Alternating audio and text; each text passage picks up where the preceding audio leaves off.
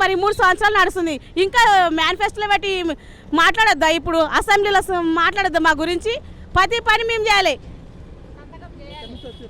మేము Narayankhed మనూరు mandal PS sir మాది. తెలియదా? అప్పుడు తెలియదా? మరి చెప్పేటప్పుడు ఏ మహిళలకు కిలివిచ్చేటాడు అయితే గిట్ల ఎందుకు ఎక్కిస్తాడు? రాగానే వ్యాన్ల మీద వ్యాన్లకి ఎందుకు ఎక్కిస్తాడు? 3 నెలలు జీతాలే లేవు. ఇప్పుడు 3 నెలల నుంచి ఏం తిని బతకాలి మేము? పనులు అయితే చేయించుకోండి కానీ మాకు జీతాలు ఏం చేత కదా? ఎక్కడ 1 తారీఖు 3 నెలలు అసలు జీతాలే లేవు మాకు. ₹1 జీతం కూడా లేదు. 7 తారీఖు పోలీసులు పంపించినంత అధికారం మనకు ఉంది కానీ మాకు అధికారం లేదు. పని చేసి అడగడానికి మాకు అధికారం లేదు. వానికంటే అధికారం ఉంది, మాకేడ అధికారం ఉంది. పొద్దున్న 7 గంటల నుంచి పడితే సాయంత్రం 4 గంటల వరకు డ్యూటీలు చేయాలని చెప్తాడు. మాకు ఎండ లేదు, నీడ లేదు, సెలవు లేవు, ఏమీ లేవు. 3 నెలల జీతం అవుతుంది, జీతాలే లేవు. ఎట్లా బతకాలి? మా పిల్లల్ని ఏ రోడ్డు మీద పడేయమంటారు? ఇట్లా ధర్నాలకు వస్తే మాకు జీతం లేదు అయ్యా, మాకు జీతాలు అయ్యో అంటే ఇట్లా పోలీసులని ఏడ నిల్చుంటే ఆడమని అన్యాయంగా గోజల్లాగా పట్టుకోబోతుర్రు. మేము మనుషులం కాదా? మేము జీతాలు చేయ మమ్మల్ని ప్రజలకు లేని ప్రజలకు సేవ చేయమంటున్నాడు. సేవ చేస్తేనేమో మమ్మల్ని బిచ్చగల లెక్క చూస్తున్నాడు. ఇదేమి రాజ్యం? దొంగల రాజ్యం. ఏ మహిళలకు గౌరవం అనేది ఏమి లేదు. ఇదంతా వేస్ట్ మాటలు. మేము చెట్ల కింద ఏడ ధర్నాలు చేస్తే అమ్మా మాకు కాంగ్రెస్ రాగానే ఫస్ట్ మీకే జీతాలు పెంచుతాను, నీకే మీ మామటనే తీస్తాను అన్నాడు. ఏడ తీస్తున్నాడు? ఆశలు అంటే కన్న టైం లేకపోతే మా దిక్కెళ్ళి అవాళ్ళు అందుకొని మంచి కూర్చొని అన్ని అవాళ్ళు తీసుకున్నారు కన్న టైంలో. ఇప్పుడు ఆశలు గుర్తుకొస్తలేరు. అప్పుడు ఆశలు గుర్తుకొచ్చారు. వానికి ఎవరికన్నా కరోనా వచ్చిన ట్యాబ్లెట్ మేము ఇవ్వాలి, వానికి ఇంటి దాకా పోయి కూరగాయలు మేము ఇచ్చి రావాలి. ఎవరికి సొంత కొడుకులు కూడా సొంత బిడ్డలు కూడా సేవలు చేయలేరు. మేము చేసినాం అప్పుడు. మరి మేము చనిపోతే కూడా మాకు ఎవడు అది ఇది 50 లక్షల బీమా అవన్నీ ఇస్తామని ఇచ్చిండా? వాడు ఏదైనా రూపాయి ఇచ్చిండా? అప్పుడు ఎత్తరాలేదు ఆశలు. అప్పుడు ఎత్త వచ్చి ఇప్పుడు ఆశలు కనిపిస్తలేరు వానికి కళ్ళకి. అప్పుడేమో ఆశలు ఉండ్రి మా మీదకి వెళ్ళగాడు అవాళ్ళు అందుకున్నది కూడా. మరి ఇప్పుడు ఎత్త వస్తలేరు. ఆశలు అంటే ఏందో తెలియకొచ్చిందా వానికి? ఇప్పుడు ఆశలు గుర్తుకొస్తలేదు వానికి. ఏమిచ్చిన ఫ్రీ బస్సు ఎవని కాల సార్? ఎవని కాలే ఫ్రీ బస్సు? ఎవని కాల అవసరం లేదు మాకు. ఈ పొట్ట తినడానికి ఫ్రీ బస్ పెట్టమని మేము చెప్పినామా సార్? ఎవడాడు కోటీశ్వర్ అయిటోడు? వాడే అవుతాడు కోటీశ్వర్. మేము కాడు. మాకేం లాభం? మా కోటీశ్వర్ ఎవడు కావాలి? ఫ్రీ బస్ గురించి మాకేం అవసరం? ఆ ఫ్రీ బస్ మాకేం అవసరం లేదు. దాని గురించి మాకేం అవసరం సార్?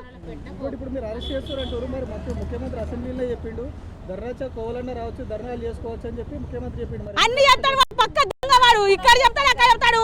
వాళ్ళకు కూడా వాళ్ళ డ్యూటీ ఏమో వాళ్ళకి చేసుకొని మా చెప్తాడు. వాళ్ళకి ఎగబడతాడు, మాకు ఎగబడతాడు. వాళ్ళకి మాకు కొట్లాడే పడతాడు. వాడు మంచి నిర్మాణం అసెంబ్లీలో కూర్చొని ముచ్చట్లాడతాడు. ఇంకేం వాని పని వాడు చేస్తాడు సార్. మా పని మాకు చేపిస్తాడు.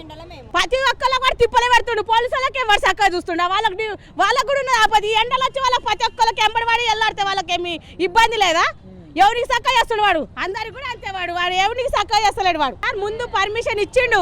ఇచ్చిన తర్వాత మళ్ళీ ఇయ్యలేమని మళ్ళీ రిటర్న్ ఎంటర్ మారిండు. వాడు ఇచ్చిండు. సిఐటి వాళ్ళకి పర్మిషన్ ఇచ్చిండు కానీ మళ్ళీ తర్వాత ఇయ్యని వాడు రిటర్న్ మారిండు. వాడు పక్క దొంగ. వాడు ఇయ్యాడు. వాడినంత దొంగ ఇక్కడ వాడు ఇయ్యాడు పర్మిషన్. వాడు ఎందుకు ఇస్తాడు? ఇట్లా వచ్చిన వాళ్ళకి వచ్చినట్లు బస్సులో ఫ్రీ బస్ అన్నప్పుడు మరి ఆడేళ్ళకి ఫ్రీ బస్సులకి ఎందుకు తీస్తున్నాడు సార్? వాడు పోలీసులు బట్టి అందరూ దించాల ఫ్రీ బస్సులకి వెళ్ళి.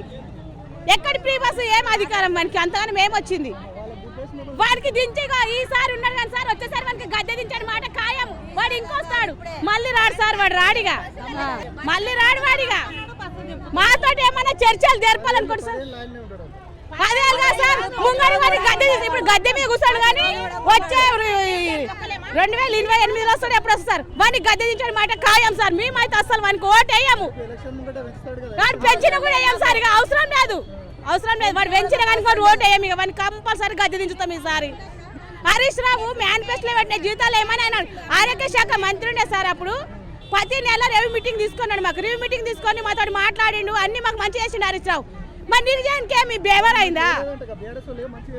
ఎందుకు చేయలేడు సార్? మాకు ఫస్ట్ కల్లా 1500 జీతం ఉండే. 1500 నుంచి మాకు 9750 చేసిండు ఇప్పటి వరకు. ఎందుకు చేయలేడు సార్? ఈ రేవంత్ రెడ్డి వచ్చినాక చేసిండా మాకు? వానికేమో లక్షల జీతాలు ఉంటాయి. నెలకు నీళ్ళకి కూర్చోడానికి 24 గంటలు పని చేయాలి. ఏ రాత్రులు రాండి డేట్స్ కేసు డెలివరీ కేసులు పిఎన్సీల కంటే మేము తీసుకొని వెళ్తే అక్కడ మాకు రూమ్ స్పెషలిస్ట్ లేదు, ఏది కూడా లేదు.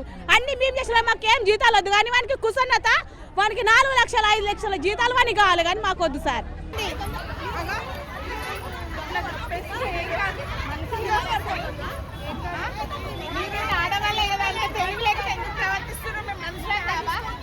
మేము ఇంకా ఏదానికైనా సిద్ధం. ఇంతకుముందు 106 రోజులు సమ్మె చేసినాం మేము. ఇప్పుడు దేనికైనా మేము సిద్ధంగా ఉన్నాం. ప్రాణాలకైనా తెగించి దిగినాం మేము. కొడుకు ఎందుకు ఎక్కిండు ఇట్లా చేస్తున్నాడు, ఎందుకు డ్యూటీ ఎందుకు ఎక్కి ఇట్లా చేస్తున్నాడు మమ్మల్ని? ఇంత కష్టపడి మేము అక్కడి నుంచి వస్తే ఇన్ని రోజుల నుంచి డ్యూటీ ప్రకారం మీరు లాగలేదు తెల్లారులేమని కూడా లేవా మేము.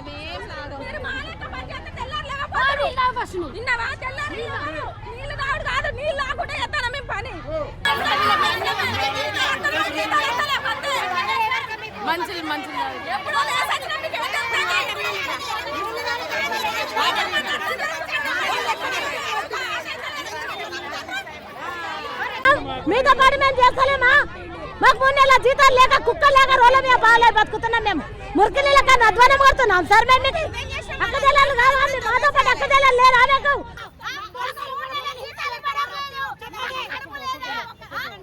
ప్రతి ఒక్కదానికి రేట్లు పెరుగుతున్నాయి సార్. మాకు మేనిఫెస్టో పెట్టిన 18,000 వేతనం వెంటనే చెల్లించాలి. చెల్లించకపోతే ఇంతకంటే ఉధృతం చేస్తాం మేము.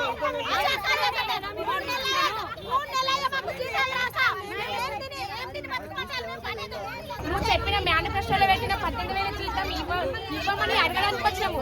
2.5 సంవత్సరాలు వెయిట్ చేసినాం సార్. మేము 2.5 సంవత్సరాలు సరే సార్ చేస్తాడేమో రాగానే ఎవరికైనా కొత్త సంసారం కదా, పైసలు లేకపోతే ఎందుకు చెప్పాలి సార్? ఆశలు ఎందుకు గుర్తించాలి? ఇప్పుడు నీకే 10 రూపాయలు ఇస్తా సార్ అంటే ఏమంటే అమ్మిస్తానని ఎంబడి వస్తావా రావా? ఇష్టపడతావాలి సార్. మేము కూడా అంతే. మేనిఫెస్టోలో 18,000 జీతం పెట్టింది కాబట్టి మేము ఈ రోజు అడగడానికి వచ్చినాం సార్. ఇక్కడికి మేము ఎవరి దగ్గర ధనం ఉంది అని ఎత్తుకోవడానికి రాలేదు సార్. దొంగతనం రాలేదు. మా బాధ్యతలను నెరవేర్చుకోవడానికి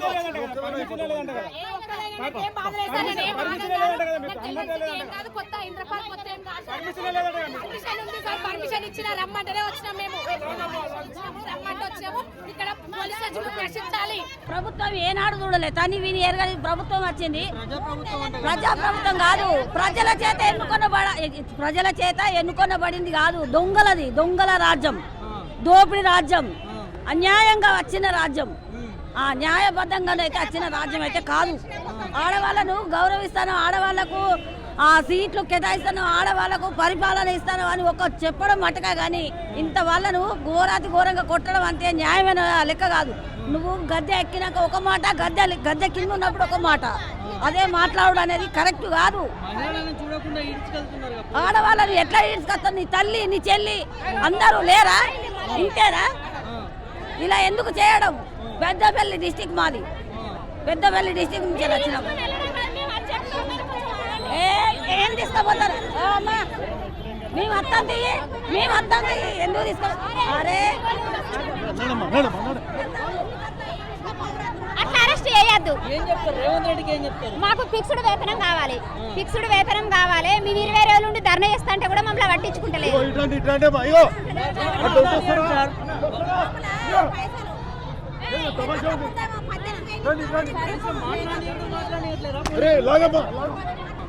మూడు నెలల జీతాలు రాక ధర్నా కోసం పోలీసులు అరెస్ట్ చేయడానికి ఒకటి గుంజనిస్తున్నారు.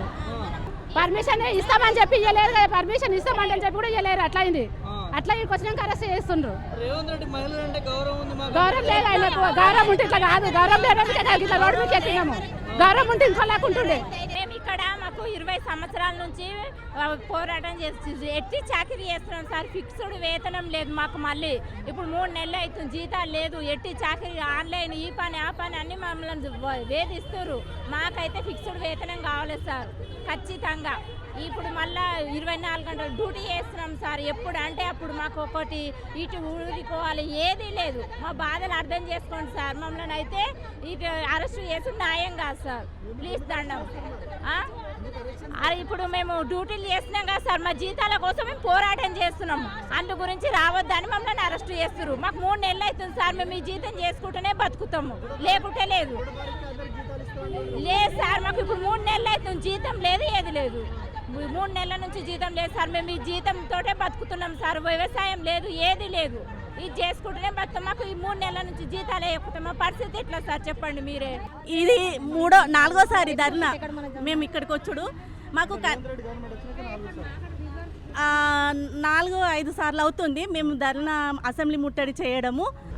ఇప్పుడున్న ప్రభుత్వము అధికారంలో రాకముందు మనము ఏదైతే ధర్నా చేశామో ఆ ధర్నా టెంట్ హౌస్ల కిందికి వచ్చి మీకు ఫిక్స్డ్ వేతనం 18,000 కావాలని చెప్పడం జరిగింది. కానీ ప్రభుత్వం వచ్చి 2 సంవత్సరాలు అవుతుంది, ఇప్పటికి కూడా మనకు కనీస వేతనం అన్నది లేదు. మరి మేము ఇన్ని రోజుల నుండి మేము గొంతమ్మ కోరికలు అడగడం లేదు కదా. వాళ్ళు ఇచ్చిన హామీ కాబట్టి మనకు కనీసం 18,000 ఫిక్స్డ్ వేతనం కావాలని మేము అడుగుతున్నాం. ఈరోజు ఎక్కడ పడితే అక్కడ మమ్మల్ని అరెస్ట్ చేయడం జరుగుతుంది. ఇంట్లో నుండే మమ్మల్ని అరెస్ట్ చేస్తున్నారండి.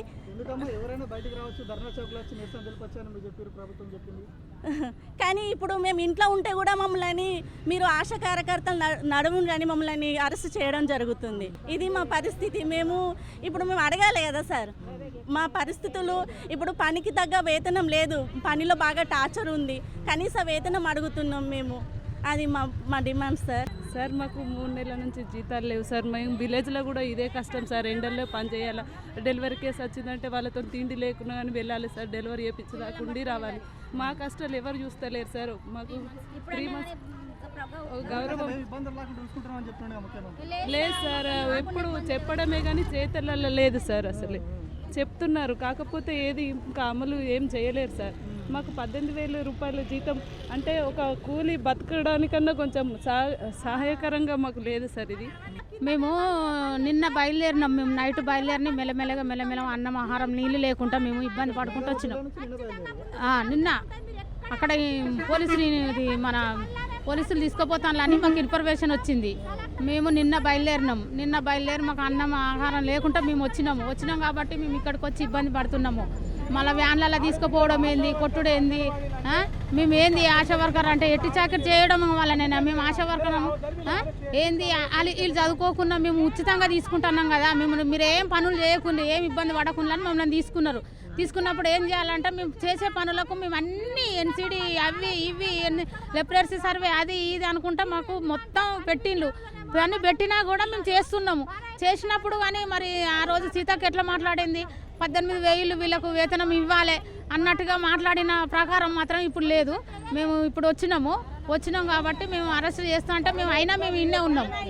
అంత నానా ఇబ్బందులు పడుకుంటాం. మేము ఒక్కొక్కరికి బీపీలు, షుగర్లు, మోకాల నొప్పులు, నడుము నొప్పులు అన్నీ వచ్చినా కూడా ఇబ్బంది పడుకుంటా మేము ఉన్నాం.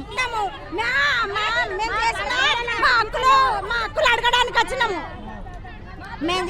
మాకు జీతాలు ఇస్తలేరు, 2 నెలల బట్టి జీతాలు ఇస్తలేరు. పని ఎక్కువ చెప్తాను. మాకు జీతములు ఉన్నాయి కాకుండా ఇంకెక్కువ పనులు చెప్పి వాటికి రూపాయి లేదు. సర్వేలు చేసుడు అన్ని చేసుడు ఎక్స్ట్రా అన్ని చేయించినా కానీ దానికి రూపాయి ఇస్తలేరు. అందుకే అడగడానికి వచ్చినాం. 18,000 చేస్తామని చెప్పిండు కానీ మాకు ఇప్పుడైతే ఇంతవరకు కూడా పోనిస్తాడు. ఇందిరా పార్క్ దగ్గర కూడా వెళ్ళనిస్తాడు ఆటోలు. ఇంతకుముందు ఇట్లా కాలేదు. కేసీఆర్ సార్ ఉన్నప్పుడు అంతవరకు అయినా ధర్నా చేసినాము, సార్తో మాట్లాడినాము. చెప్పి మమ్మల్ని పిలిపించి గింత కాదు గింత అని మాకు 10,000 9,900 చేసింది కేసీఆర్ సార్. ఈ నచ్చిన నుంచి మాత్రం మాకు జీతాలు సరిగా వస్తలేవు. మేము ఈరోజు ధర్నా కంటాను పర్మిషన్ అడిగితే ఇచ్చినట్టే ఇచ్చి పర్మిషన్ క్యాన్సిల్ చేసిండ్రు. మేము అయినా సరే అందరిని అధిగమించి మేము ఇంతవరకు వస్తే ఇక్కడ బస్సులో నుండి మమ్మల్ని అక్రమంగా పోలీసులు అడ్డుగిచ్చి బస్సును ఆపేసి మమ్మల్ని అరెస్ట్ చేస్తున్నారు. కానీ ఇది అన్యాయము, ఇది దుర్మార్గమైన ప్రభుత్వము, ఇది దొంగ ప్రభుత్వం కూడా. ఒక ఆశా వర్కర్లకు 3 నెలల నుండి జీతాలు రాకపోతే వాళ్ళ తల్లి తండ్రి పిల్లలు సంసారం ఏమవుతుంది? వాళ్ళకు అసెంబ్లీలో కూర్చొని చర్చించుకోవడానికి ప్రజలు ఎన్నుకున్నటువంటి ప్రజాప్రతినిధులే లక్షల వేతనాలు తీసుకుంటుంటే అది ప్రజాస్వామ్యం కాదా? మా కష్టాచితం మాకు జీతాలు ఇవ్వకుండా ప్రజాస్వామ్యంతోని వాళ్ళకు పొద్దుగా మాట్లాడుతున్నారు పోలీసులు కూడా. ఇది కరెక్ట్ అయిన పద్ధతి కాదు. ఇదే రేవంత్ రెడ్డి చూసుకో, నువ్వు అనుకుంటున్నావు గెలిచినా నన్ను ఎవరేం పీకర్ అనుకుంటున్నావేమో. 10 ఏళ్ళు కాదు 10 నెలల కన్నా ఎక్కువ ఉంటే బయటకు వస్తే నువ్వు బయటకు రాకుండా బతికుండి ఇది చేస్తున్నావేమో. పోలీసులు లేకుండా నీకు దమ్ము ధైర్యం ఉంటే రోడ్డు మీదకి రా, చూసుకుందాం. ఇక రాజీనామా చేసి ఇంట్లో కూర్చో. మాకెంత కావాలి? మేము ఎక్కడి నుంచి వచ్చినావు లైవ్ లో బాగా చెప్పుకుంటాం. నువ్వు ఎందుకు అప్ చేస్తావు? కొంచెం మంది ఆలోచన ఉండాలి. మేడం ఏం చెప్తారు? చెప్పినా కూడా మేము ఆగదాగం ముందే చెప్తున్నాం.